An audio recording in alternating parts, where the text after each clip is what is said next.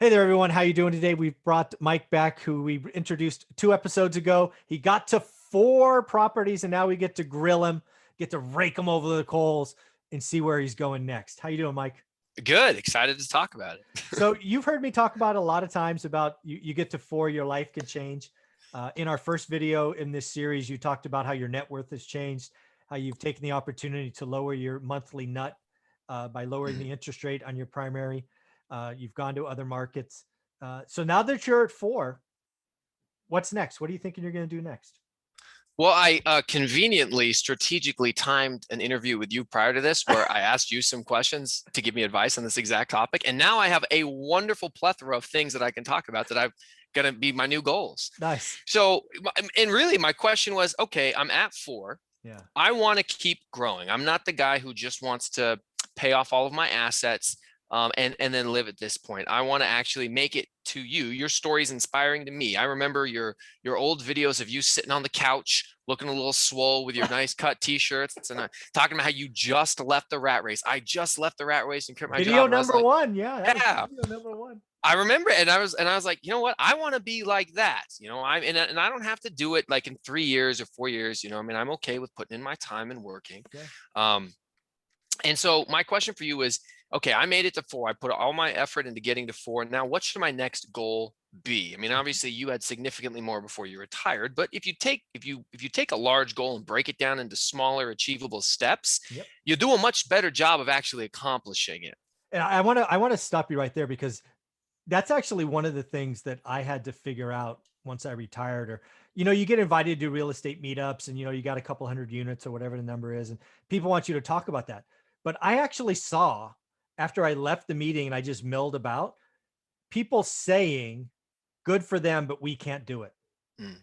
And as somebody who wants to motivate people to change their financial future, that was a failure. I failed that person. So that is why for the last 18 months, I make it a point to close out every session going, hey, who's going to help? Who thinks they can't get to 4? And I've never had anybody think they can't get to 4. So that's why 4 is the first goal. But once you get to 4, you're at a fork in the road. You could focus on paying off assets, be Dave Ramsey, or like you're like, nope, I've got a I want to process. be Mike Zuber. I'm going to run it back. Right. So what's the next goal? So my goal is to get to 10. There you go. And 10 is what I want. I was a little bit concerned on what my time frame should be. And after chatting with you, I think we established that really a 3 to 4 years at the current rate that I'm doing. You had said it'll start to snowball. So I think that you should rip off Dave Ramsey's debt snowball and create your own real estate snowball or rental snowball. Write that down, put that in the book number 2 that's coming. You got it. But yeah, so 10 rentals is my next goal. But really, even that still comes one rental at a time, right? Yeah, absolutely. One at a time. So right now I've been working on trying to get a 5th deal. I got the door shut in my face with the seller financing, but I don't get discouraged. No. But being realistic with, your viewers and the people that I talk to, it's 2021. Prices are skyrocketing. Rents are skyrocketing. It's extremely competitive. It's tough. Yeah. I think that's why it's even more important now to know your market and probably do the networking, because the only deals I have had brought to me that fit the parameters I've defined are off-market deals. I'm not really finding them on the MLS. Yes, that is exactly why it's important to network. And I would like to challenge you to add one more person a week to your network. And again, you're already doing it in the Facebook groups or whatnot, but connect, really connect, right? You're a personable guy. You're great to talk to. You ooze positivity. Just meet more people.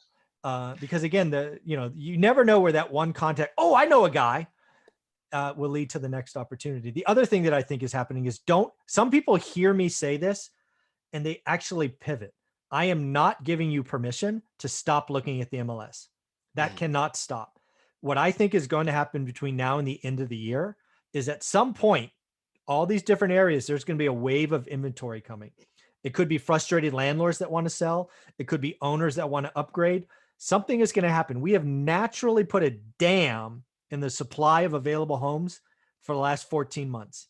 That dam is going to break in different places at different times, but it is going to break. Because if I've learned anything about the consumer in 30 years, is they like money and they always want bigger and nicer stuff. It's true. It's just is. It's a fact of life. Very few people are comfortable living below their means, sacrificing. Why do you think the rat race is real? Why do you think we have all these credit cards and people are always getting nicer cars? It's just who they are. And the dam has been closed. We told people not to communicate, not to talk to each other. Don't let anybody in your home. And now that stuff is starting to let go a little bit. Finally. So, finally, no kidding. No kidding. But there's something's going to break. So I'm telling you to network more or advising you to network more, but don't stop looking at the MLS because you never know when it'll break in your market. It will break. Yeah, I think obviously if I had to self-assess myself, that'd probably be the weak point that I have. And really it just comes down to time, but I can make excuses or I can just go out and do it. So I'll take the challenge. I will add one additional contact to my list of people a week. And hopefully I can get that 5th, 6th, 7th, 8th, all the way to 10th deal quicker. And I mean, here's a hint for a guy like you, right? You have, when people talk to you, they like you. They'll pick up the phone when you call back. The easiest way to meet more people is call 7, 8, 9 people that you have on your list. Say, who else should I talk to? Who else? Hey, I want to talk to more people in the market. Who do you recommend? Get a warm introduction. I mean, I sold millions of dollars in software getting warm introductions from people. Interesting. Yeah. I mean, go to your property manager you talk to and go, hey, who's another, who's been in the market a couple of years? Just want to talk to them. Well, that's where deal number 4 came from for me. So it was my first seller financing deal brought to me by my property manager who said, I got a guy who's trying to sell some properties. You interested? Yeah. He's offering seller financing. Yeah. Duh. Bring it on. Yes, please. Yep. So yeah, I need to be hard on myself and get after that a little bit more. Challenge accepted. Yeah. Just one a week, man. You got this. You got it. Very cool, man. Well, again, I think getting to 10 for you is awesome. I call it running it back, basically executing what you're doing now. And the beauty about this process is I think we talked about 3 or 4 years. I think there's a very good chance for folks that haven't read my book, you're going to have the opportunity to go from 10 to 100. In my book, I went from 8 to 80 because I think there's going to be something going on in the multifamily space, 5 units to 30 units, because of interest rate risk. And, I think you're going to be sitting pretty with 10 single family homes. So that's pretty cool. I hope to tell you that you're right 3 to 4 years from now. Yeah, because that will just explode everything and you'll be there and you'll be there in no time. So Mike, do me a favor. How can people follow you? You have a wonderful YouTube channel documenting your history of all of this. So folks, if you like this guy, which you should follow him and you can go back and see how he started, right? With that little house hack and see where he's at. It's an amazing journey. You need to watch. Yeah. So just if you go on YouTube and type in Millennial Mike, I'll be the first one that pops up. Not nearly as prestigious or good with the social media as Michael Zuber, but I am not good. I'm just prevalent. But my journey, I studied a lot of people with real estate, and I noticed that they always started their YouTube channels or wrote their books or talked about real estate after they became successful. So I decided to start my channel with $0 in my bank account, renting an apartment and with nothing. And now I've made it to here. So you can watch the whole thing. Oh, that's awesome, man.